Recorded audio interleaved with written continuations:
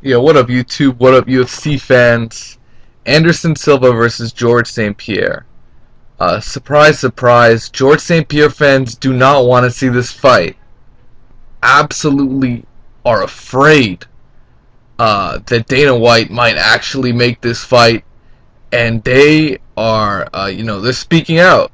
They're saying, George St. Pierre, he shouldn't take this fight. He shouldn't have to take this fight. I'll break that down later. But for now, the bullshit just continues.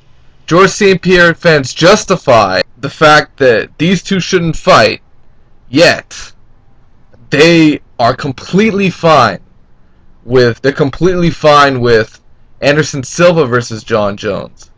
Absolutely ridiculous when it's the same fucking dynamic where, they say, hey, George St. Pierre's a smaller guy.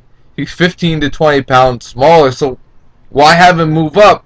It's the same fucking thing with Anderson Silva. There's no fucking difference. So why are they okay with Anderson Silva moving up? It could be racially motivated. It could be envy, jealousy, whatever the fuck you want to point to. At the end of the day, their fans don't want to see their fighter lose. But as I said, the bullshit continues. And look at this. George St. Pierre's Montreal-based trainers, Faraz Zahabi. The headline is Anderson Silva versus George St. Pierre at 170 pounds would be quote-unquote a fair fight. Are you fucking kidding me? Are you saying... he's basically saying he'll take the fight if Anderson Silva drops to 170, the welterweight division, which is absolutely ridiculous for him to do at 37 years old. What kind of bullshit is this? That is like Manny Pacquiao fucking to the extreme with the catchweight bullshit. It would be asking enough for Anderson Silva to drop 7 pounds and make 177 pounds. But for him to drop 15 pounds is absolutely ridiculous and only shows that they want nothing to do with the fight because they're bringing a possibility out that makes zero fucking sense.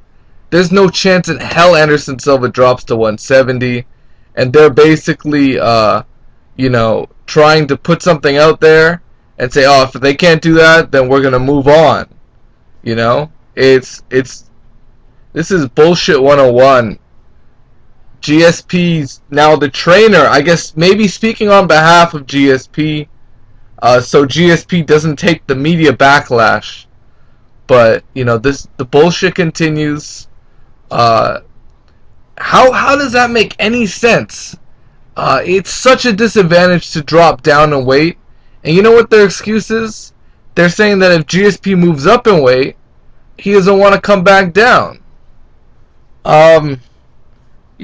I think if you move up 7 pounds and you come back down, I don't think that's such a big deal. There's many fighters that have done it before. It just depends on your training regimen.